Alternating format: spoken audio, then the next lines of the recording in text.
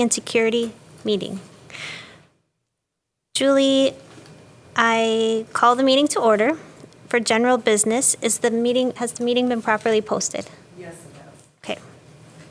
This is our time for this is our opportunity for citizens to speak. Do I have anyone in the audience that would like to address the board? Okay. Seeing none, we'll move to our bright lights. Do not have any. Okay. Thank you, Mr. Cook. For our action items, we have our minute approval. Do I have a motion? So moved. I'll second. Okay, it's been moved and seconded. All in favor say aye. Aye. All opposed? Motion passes 3-0. Moving on to our information items, we have our school safety grant update. Thank you. So we are at the end of if you remember back to school safety grants, there was 2 rounds of grants that came out. The first round of grants ended at the end of June of this year. So we're in the process of submitting our reports to the Department of Justice. We do have Mr. Steve Schloman with us this evening. In the first round of safety grants, we looked at doing some upgrades to our buildings. In the second round of the grant, we built in a new messaging system in our schools that will help in the event that there is a crisis or an emergency, because you can see actually what is being called. Is it a lockdown? Is it a lockout? Is it a fire? Whatever it might be. So Mr. Sloman is here with us to demonstrate that technology, and I'll turn it over to Steve right now.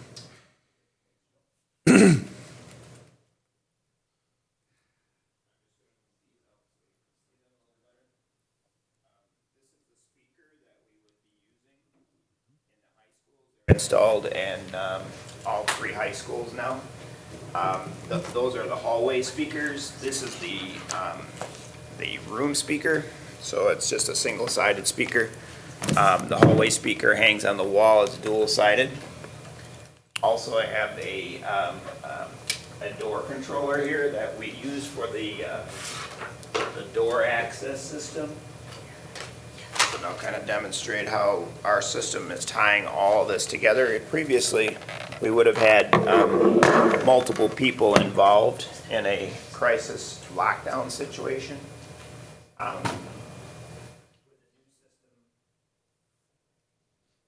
integrated that with customized software, so you'll be able to see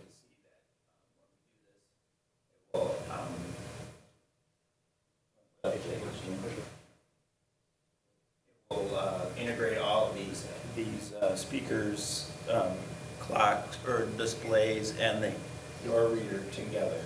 So if you can see the screen up there, the screen shows these are the same icons we use with our emergency preparedness plan. It's the I love you guys, and so what we've done is we've used the same terminology in the system that they're used to using in their crisis manuals. This would be able to be administered by a building administrator. They wouldn't need any technical knowledge to run this program. Laptop or their iPad, and they'd be able to click on one of these icons. So just to show you what we got, the clock starts out like this. It's just showing the clock during the normal day. The badge reader system right here, if you can see, this is our normal badge reader door. So this would be a normal employee badge that I'm showing you right here. You can see that went green at this point because I have access to the door. And then the other clock, and I don't have enough to plug that one in, but that would be showing a display very similar to that. Okay, so now if a lockdown, I also have a phone here. All of the room phones also would have displays on part of the messaging system as well. So if a user logs into the system, they get to choose their building, or they're assigned a building. And so depending on who they are, if they're a principal at North, they would be assigned North. District administrators have the ability to see all buildings and be able to execute from that. So I'm just going to click this, be prepared. It's going to give you some messaging. Loud. Lockdown. Locks, lights, out of sight. So this will repeat 3 times. You can see it's on here. It's also coming audio, and it would have been coming on that speaker as well. You're also seeing it on the phones here. Lockdown. Locks, lights, out of sight. We'll wait for that to get finished.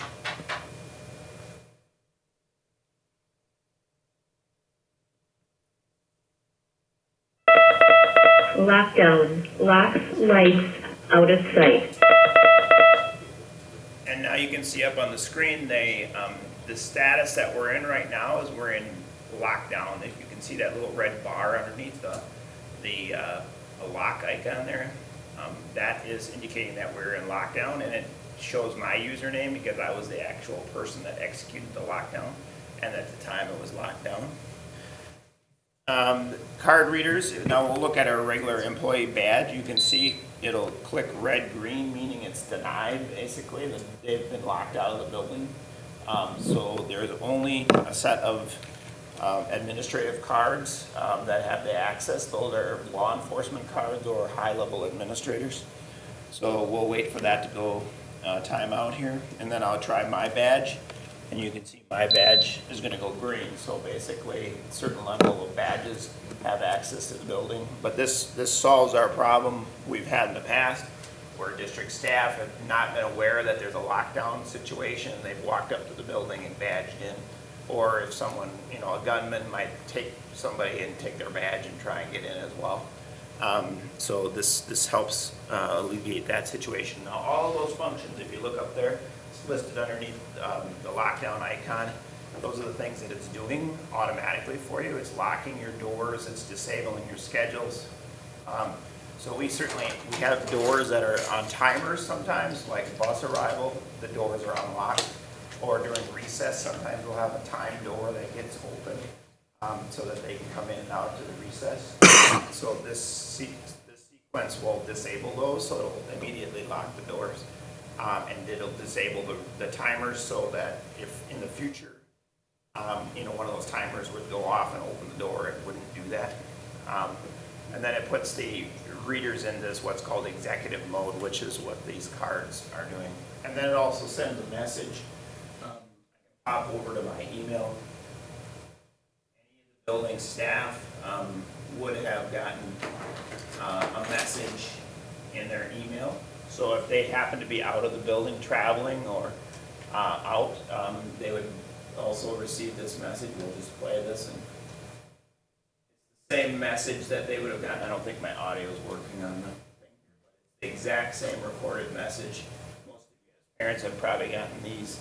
They're coming from School Messenger, and it's the exact same message that played here. So that would have gone to all staff members assigned to that building. So let's say if there were North staff members, they happen to be outside the building, they would have gotten a message saying, hey, we're in lockdown, don't come to the building. So within a matter of just a few seconds, a non-technical person could have executed a lockdown, and we would have done all those things that in the past we would have had to go through 3 different systems to execute on. So, and then if we do an all clear, once the lockdown is ended, you can click on the OK button right here, and it's going to execute an all clear. Does it notify the police? Lockdown has ended. Resume normal activities. So you're getting a little echo because you got the phone, the mic, speakers right next to each other, but the phone and the speakers are playing the same thing. Does it notify the police, Steve? Does it dial 911? It does not notify the police. We could have that feature. We just wanted to leave some human intervention Okay. in some areas. Gotcha. At least initially with, as we start to roll out the system, there's been some of the other districts around that have had systems similar to this have had some problems with false alarms sometimes. Oh, okay. So we're really trying to guard against that. Yeah. And one of the other districts mentioned to us too that there should be a way to let people know that this is a drill, because they said people really start to freak out. Right. And they've had people run off of like loading docks and things. So one of the things that we've done right with this system, we just added it recently, is we we have the ability to click this box, and then we will actually send a message before the message saying this next message is going to be a drill. Right. So if I re-execute the lockdown with that message first, it's going to send a first message out. Following alert is a practice drill. This is only a practice drill. Then the timer will sit and wait, I think for a minute, and then it's going to actually run the same lockdown message. So this is a way, and we made sure that we had that turned off. So in a crisis situation, you didn't have to worry about, checking the box. When you're doing a practice drill, you're thinking more calmly, and you'll be able to think, oh yeah, that's right. Check the box that says we're practicing. So we tried to automate as much as possible. We're working with the principals, and we're going to be training the principals next week on the system. And then really North was the one that tested it last year for us. None of the other schools have used it yet, but this is the school year we'll be rolling it out. Lockdown. Locks, lights, out of sight.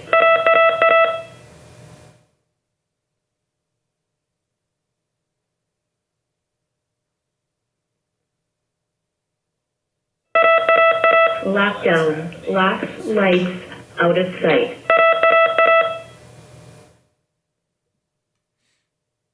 The other things that I'll show right now is the Lockdown. Locks, lights, out of sight.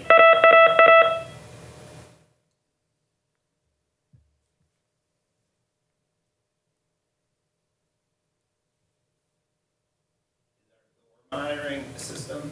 So we've automated the lockdown system, and we've now tried to automate our door monitoring as well. One of the security grant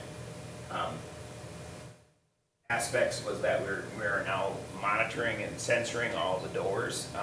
We've had many of them censored in the past, but we're now going all in censoring 100% of the doors. The project's underway right now. But this particular application will allow us to graphically monitor all the doors and see the status of the doors. So this happens to be a layout of North High School. And you can see the indicators on there of those doors. It tells you the actual state of the actual door itself. So if they're green, that indicates that they're closed and locked. Red indicates that it's held open. Those are interior doors, so pretty much, they're probably propped open at this point. They're working in there, things like that. But an administrator would be able to keep this up, in their office and be able to monitor those doors. You could actually execute commands on these doors by clicking on them. So I can click on that door, and I can do a lock or an unlock or enable or disable the reader right from there. Now this is a highly technical thing that somebody would have had to have expertise in the door access system in the past. In this case, a principal or a secretary or health room person could do it right from here. It would be quite easy. And the other piece that we've added is we've added actual access to the camera system. So we can bring up a camera right from here. The nice thing about this is you don't have to know where the cameras are. You can see them right on the map. So when this comes up, we'll be able to see the live camera feed from that camera. So we're looking at the view in the north field house right there, basically. That's a live camera feed. Tell based on the icon where we're at. So this again is something that, say you're a law enforcement person is not familiar with the building and they want to quickly be able to figure out what's going on in there. This would be helpful for them to be able to be able to look down hallways, things like that, and figure out where someone might be in the building. Questions?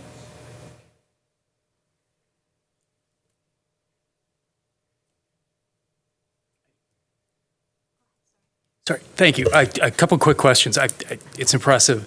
If we have a student who's deaf or visually impaired and they're not in a hallway with one of those speakers or lights, how are they notified of a lockdown? Do you know? In terms of visually impaired, they would see the display. We don't have any flashers, if that's what you're saying, on the speakers in the classroom. We have the flashers on the hallway ones. We chose to do that because the hallways generally are more, in the high schools, they're generally louder, so the flashers help them understand that there's a message happening. Also, there's different colors to the flashers. I don't know if you noticed that. There's 3 different colors. There's a blue, a green, and a red. So those different colors indicate the severity of the message. I guess my worry is if someone's deaf and they can't, and they're not by one of those, no system's perfect, but how prevalent are those? Are they in every hallway, or are they? Yeah, these would be in every hallway. They are, okay. Yep. Actually, there's probably multiple of them in the hallway. Okay. If you have a long hallway, like at west or at north, you probably have 2 or 3 in each hallway. Okay. Yeah. Yep. We chose not to do that inside the classroom. We just thought that I guess it wasn't a necessary expense because they probably, and a student would probably not be in there by themselves. That would be, would be the responsibility of the teacher at that point to make sure that, they're getting taken care of the way they need to. Okay. And the person that initiates the lockdown or whatever those choices are they the only person that can lift it, or is it liftable by whoever has access? Anybody that has access, so currently right now it's just the principals and the principal secretaries that Okay. have access. But they could designate an assistant principal or whoever, anybody that has access could also lift the lockdown. So you don't have to, it doesn't have to be the same person. So if I execute the lockdown, someone else could end it as long as they had access to the system. Okay. And I think I understood you to say that you're working with the principals to decide or to figure out whether the police are going to be automatically called if there's an actual lockdown, or is that? We're going to start by, one of the things that will happen here is the Lindholm administration will be notified immediately. They will get messaging. Okay. Like we do today, we have 911 notification immediately at this building. The same thing will happen with this. So we're kind of depending on some bridging there to understand the severity of the situation. I mean, the situation today is we have to manually make that call to the law enforcement. My concern is, though, if someone initiates a lockdown, worst case scenario, and then it generates some sort of message to Lindholm, someone's going to get that, hopefully in real time, perhaps not. Yes. And then they're going to try to, I would assume, verify. So they'd call the school. If there's really. The process would be if if a lockdown is initiated at the school, Right. and that warrants calling the police, they call the police. So What if there may they're be a situation. So there may be a situation where we've not necessarily locked down, but lockout. Our school will go into lockout. There'll be a FIAD class out on the playground. There might be a recess. Kids are brought in, the doors are locked. It may be because there's something that happened nearby in the community Sure. where we don't have to be in a full lockdown. And the building perimeter is locked. We get notified at the central office based off of whatever's there. Sometimes the school will go from a lockout, which means the perimeter is locked, to a lockdown, and then they will call the police for that reason. We went into lockdown because there was an agitated person at our door. We went into lockdown because there was a fight in our hallway, and we wanted to make sure that the fight was contained to the hallway and that the other kids were safe. They will call the police on their own, and they will notify us after the fact. We do get an automatic message on our phones Okay. that says 911 was called, and then we follow up with that at an appropriate time. Sometimes it's immediate, sometimes it's not. It depends on the situation. So I guess game playing it out, worst case scenario, active shooter on a campus, principal or principal secretaries initiates a lockdown and then they're incapacitated. And then there's no automatic call from that school, assuming worst case scenario, no one else observes it. And then we're waiting for someone from Lindholm to confirm with the school that there's actually an active shooter and we've lost minutes.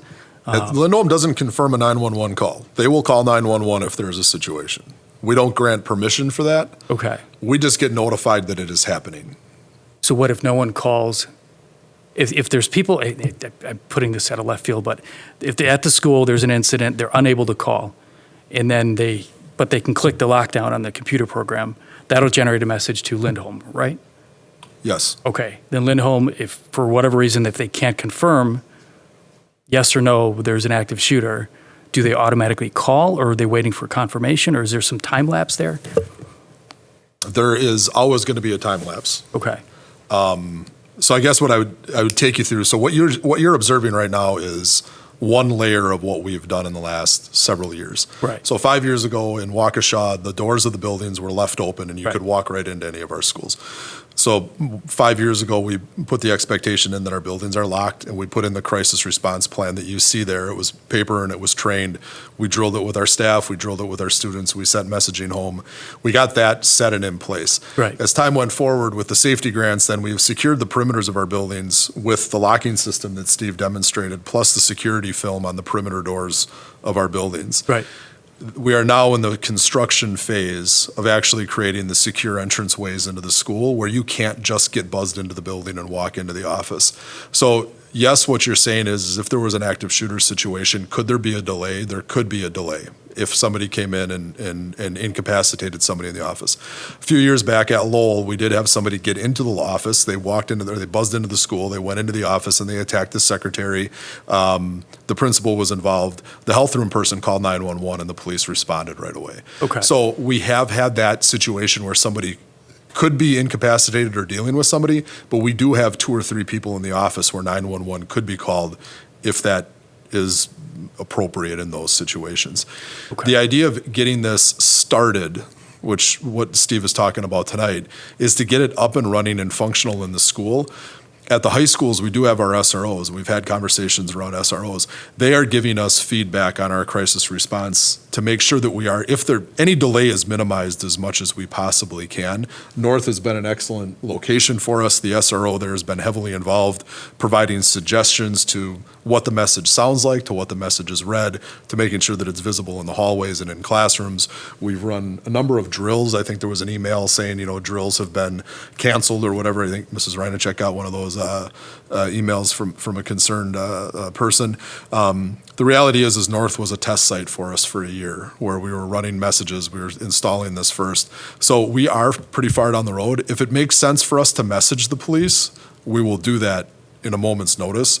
But given the amount of times that we actually have to go into a lockdown, they're called for medical reasons. They're called for fights in the hallway. Fair enough. Okay. And those are the reasons then that if we called 911 every time, Right. it would send unnecessary response for 99% of the situations that we do. Okay, so I guess that helps a tremendous amount. I guess as I think through it further, if I'd make a suggestion, it's maybe there needs to be some button where it is all hands on deck, this is it, go.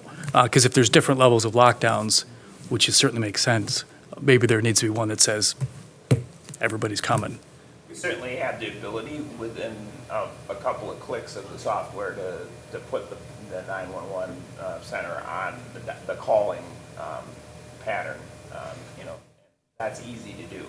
I guess at this point, what we're trying to do is eliminate all of the busy work that they would have had to have done before or during the time they're calling 911, and let them think clearly about, is this severe enough? I pressed the lockdown button. Is this severe enough to call 911? So then we've shrunk down that delay now from minutes to probably seconds. Okay. Because now they're using their brain going, yeah, this looks really bad, 911, we're calling.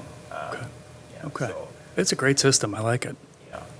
So it's just, we're taking baby steps before we don't want to overrun our culture, I guess. So. Okay. Fair enough. Thank you. Well, I have a few questions, Steve. Thank you. Is this in the restrooms, if someone was in a restroom? It is not in the restroom, no. When It's I- definitely loud enough, you should be able to hear it in the restroom. Okay. Hallway. When Mr. Montijo was asking about the deaf or visually impaired, I thought about, if there was I'm sure we have less than 20 of those students combined, yes, at Lowell? We have, throughout our district, we have a number of students who are blind or visually impaired or are deaf, hard of hearing. So it levels. wouldn't just be at certain locations. If you're thinking of Lowell and Butler, where we have our intensive sites, we also have additional staff there to help assist with that. So the idea of the adult supervision, it's much more intense in those locations. It would be the student who has a hearing impairment, perhaps has a cochlear implant, and on the day where we had a need, the cochlear implant, the FM systems in the school may not be in sync, but we do have ways to make sure that the kids are monitored in and around the schools. I was just thinking maybe if there was some type of a wristband that vibrated or something when there was a drill, or it actually lit up red, what if it was this drill, or green, something like that. If they were in a restroom and weren't with a teacher and they came out 10 minutes later, that wouldn't be good. So I was just, Part of our sequence is that they have to be accounted for, so the teacher, if all of their students, they take attendance essentially and make sure all the students are in the classroom with them. If they're not, they would report that student as missing, and somebody would go looking for them. So, yeah. There is an example, and I've shared it often, about the readiness for these drills. There was a few years back at one of our elementary schools, the fire marshal showed up to do the checks of the logs, and he was talking to the principal and said, "Have you done your fire drill for March?" Just using that as an example. And the principal said, "No, I haven't, but let's do it right now." And it happened to be over the lunch hour. So the principal pulled the fire alarm. Kids knew exactly what to do. They went outside, they went to their corner of the playground, and they waited. And the teachers ran around the school looking for the kids, which the fire drill indicates that you get out of the building right away. And so the care and concern that our staff had for the kids, which I love, and it's one of the reasons why I love working at Waukesha, was there. They know who was in school. They know where that student went to or they were given permission to go. Sometimes that changes as they get to middle and high school. But the kids know how to respond in our drill settings. One of the things that we'll talk about a little bit later is the feedback that I got from our principals on our safety drills. And I'll share with you what some of that feedback was and what some of their suggestions are so that we can further reduce the situation where the kid wouldn't know what to do or where the staff member wouldn't know what to do. okay. And then what about, can you explain the difference between a lockdown and a lockout? Lockout means the perimeter of the building is locked shut, nobody comes in. We would use that if there was a stray dog in the neighborhood. We would use that if there was, for instance, sometimes we have a bank robbery, out on Sunset, towards, we're, near Prairie towards West High School, Rose Glen. We may lock those buildings out. That means nobody goes out for FIAD, nobody goes out for recess, and nobody comes into the building. So parents can't come into the building to get their kids. Staff don't get to go into the buildings. That building is locked out. Lockdown means that you are in your classroom, the door is closed, the lights are off, and you are in your response to a crisis. So if it were an active shooter situation, it would be, you're going to be in there and you're going to be secure. We might do, some schools would call it a soft lockdown, for instance, where there's a medical emergency in the hallway. You can't leave your classroom, but you can run classes as normal. I think shelter is the term that we have up there. So, Thank you. And then on that program where it shows which doors are opened, which ones are locked, if an exterior door is opened, possibly by a student, are they notified? Are they notified immediately that a door has been ajar or something? Not yet, but they will be at this fall. Okay. We're censoring all the doors right now. That's part of the project. So anytime a door would open, they would see it. Okay. And then last, when you spoke of the parents being notified when a drill is happening, is it that moment? Because sometimes as a parent, we got a voicemail or an email, hey, we did a lockdown, this was just a drill today, everything went fine. I get notification staff. It was the staff notification. Just staff, okay. We'll get notified later, though. correct. Well, Okay. right. And once we figure out exactly what happened, then, that's again, the principals are freed from the administrative burden, so they can concentrate on the important things like notifying the parents, notifying police, things like that. Okay. And after the event happens, after the lockdown is lifted, after school resumes, that's generally when I get a phone call from the principal saying, hey, I need to send a message out to my parents. Will you take a look at what we're sending out? You don't want to be in a situation where there's an active shooter and 500 people show up on campus. That further complicates the police response. And we do have, as part of our plan, we've got evacuation sites. The principals in the summer confirm with those locations. So should we have to leave, we've got plans in there as to how to stage and reunify with families. All of that stuff is set and ready to go. Hopefully we never need to use it, but if we do, we have it planned. I just wanted to say, and I didn't want to gloss over it, you commented on all the steps that the district have made over the last number of years. They're tremendous. I've had kids in this district for the last 10 years or so. There was a lockout at Summit View 2 years ago, I think, maybe 1 year ago during deer hunting season, and it operated flawlessly.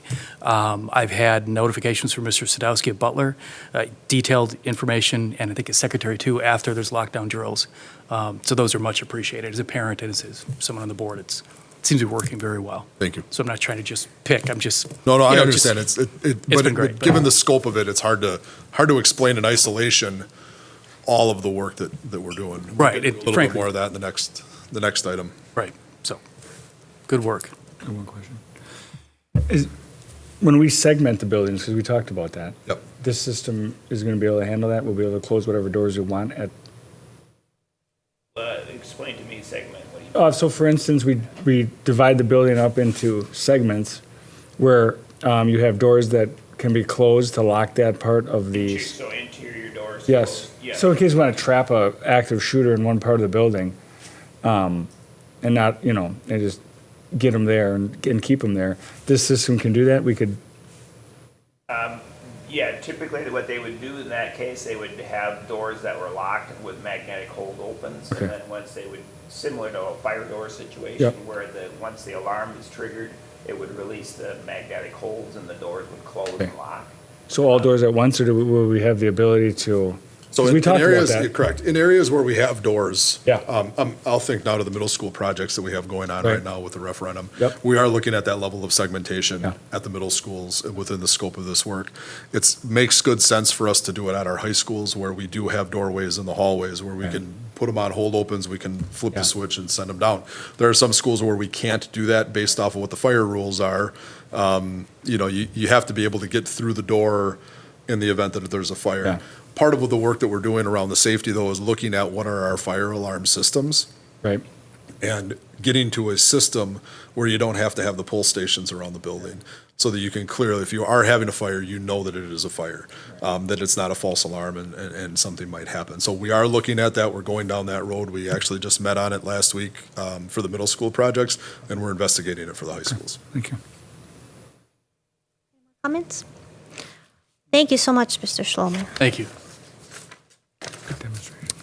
Okay, next, facilities safety improvement update.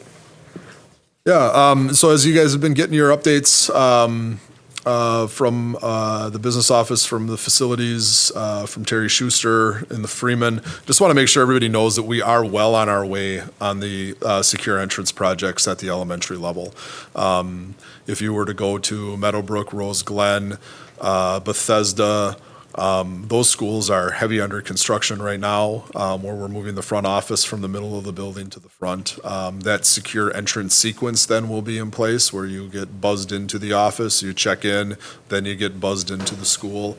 At some of our other locations, that work is starting in the near future. This was phased, obviously, based off of the availability of labor to complete the projects, but everybody is on time or well ahead of schedule, and we're very pleased with that. If you are out and about and you're near one of the elementary schools during what would be the workday, and you wanted to drop in and take a look, you can definitely see what's going on there. It's very impressive. Thank you. Okay, our 2008, what? Just got my hard hat to do that. Oh, yes. Hard hats. I Yeah, know, bring me your too.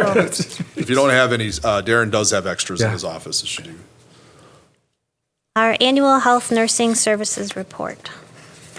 Annually, the district is required to present to the board the status of school nursing and health services.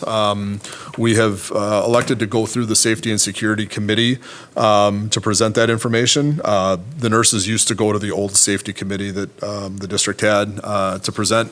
So in this report, you'll see the variety of health conditions that we have, office visits, who we have on staff right now to serve our kids throughout the district. Our nursing services, for instance, if you look at the total number of health room visits, each one of our schools has a staffed health room by a health room clerical person. We had almost 85,000 health room visits last school year. That obviously ebbs and flows as the school year progresses. Flu season, it gets high. By some sites, it gets very high. Butler Middle School, for instance, you can see on there that they're the most frequently visited health room out of any of our health rooms. It's a large middle school, 900 kids. It would make sense that our middle schools would be tracking a little bit higher, just given the age of the students who go there. Our nursing staff does an excellent job with training as far as making sure that we have an appropriate number of staff trained in AED use as well as CPR first aid. We do diabetic training throughout the district to care for our students who have diabetes. And we provide other as needed professional development to staff as the school year goes forward. We are required, obviously, to serve all students. So we will run into, from time to time, children who need variety of cares throughout the day. Some of those students have very high medical needs. So you were looking at suctioning and making sure people are trained in ventilators, and our nurses are either providing that care or are taking a lead in making sure that care is provided to a high level for the student who needs it. And that's pretty much where we're at.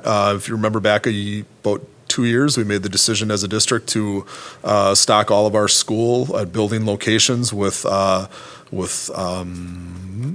forgetting the name, Narcan, in the event that there's an opioid overdose. We are coming around to a second round of training going into this school year. Our nurses will take the lead on that. And as well as with our EpiPens. We have EpiPens for kids and adults at our school locations. So, Have we had to use any of the Narcan yet? not to my knowledge. Just before we had the Narcan, we actually had a visitor to this building overdose in the parking lot. I don't know if you remember that going to the news, but we did have an overdose here at the Lindholm building. But I don't believe we've had any around the district. EpiPen use, obviously, that comes and goes with allergies and seasons and such. So we do use EpiPens regularly throughout our district.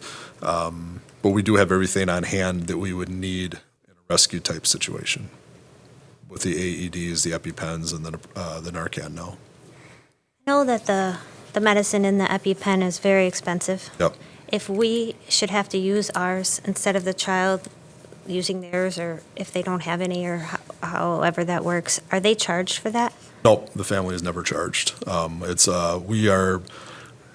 I know our Narcan was provided through a grant. I believe that the cost of the EpiPens are at a reduced rate due to grant funding and the need to have it on hand as an emergency medicine in the schools. Okay, and then looking at this graph, the number of health room visits, some schools are way up. Yep. Is that due to the population of the school? Well, I mean, if you were to look at, where we're going to go back and look at, Summit View is an elementary school with 600 kids. When you have 600 kids plus a 4K program, you'll get visits for, I don't feel well. Well, why is it that you don't feel well? Is it a stomach ache? Are you legitimately sick? So we process a lot of that. And Randall is also a big elementary school with 500 kids. So you get some of that based off of the age of the kid that you're serving.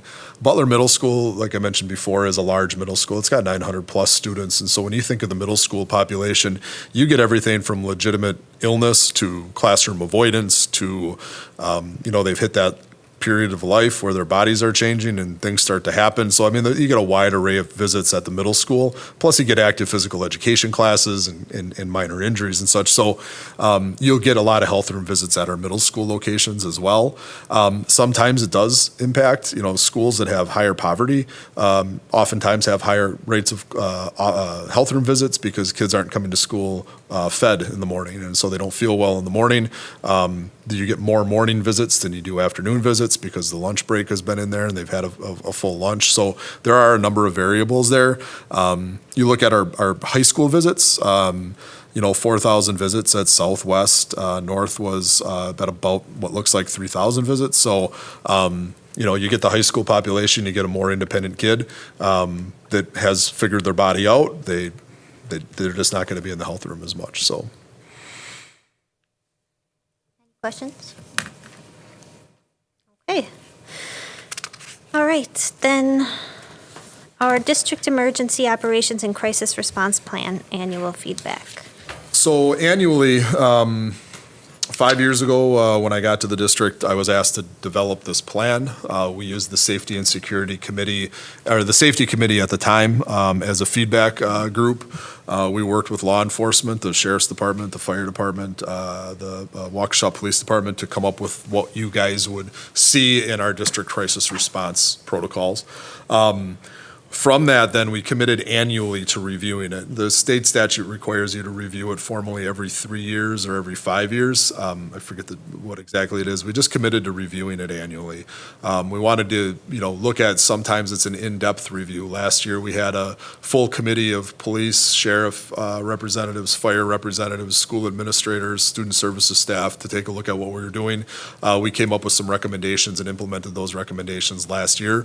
This year, we did just a general email to principals asking what's going well and what do you recommend as some changes. And so you can see, without getting into too much detail here, you can see that we got some feedback from some principals and assistant principals. That ranged from increasing the number of safety drills that we would do, lockout, lockdown, to more of a monthly basis. Making sure that we have the appropriate communications, which what Steve demonstrated as to how to get more efficient with that, how to be more automated, and then looking at are there other safety protocols that we could use as a district? There's a recommendation in here for Alice.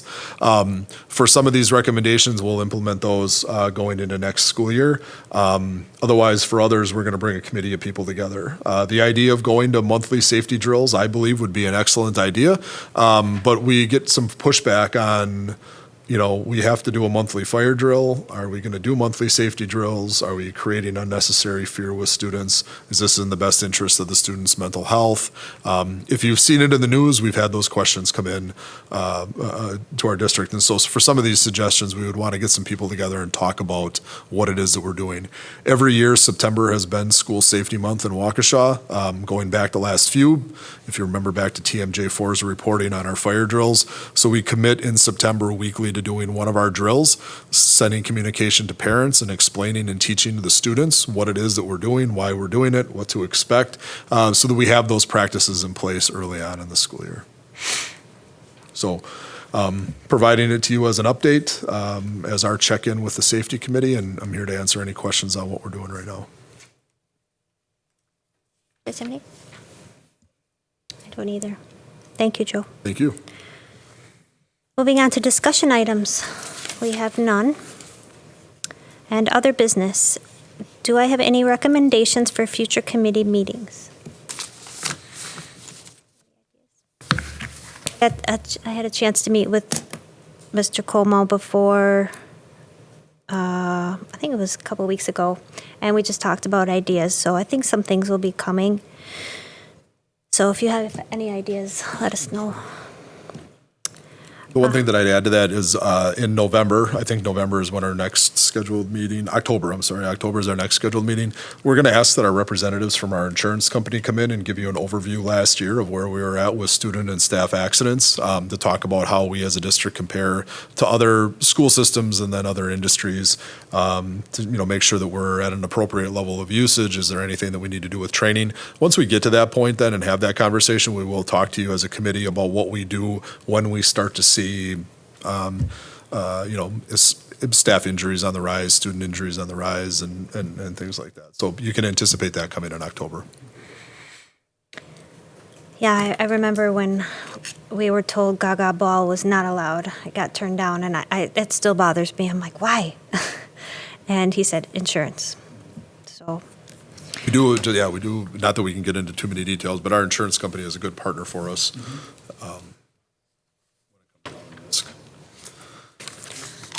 well, that concludes our first safety and security meeting. Our next one is October 21st at 6 o'clock right here. And there'll be snacks, so come on, come on. Excellent. Thank you. Thank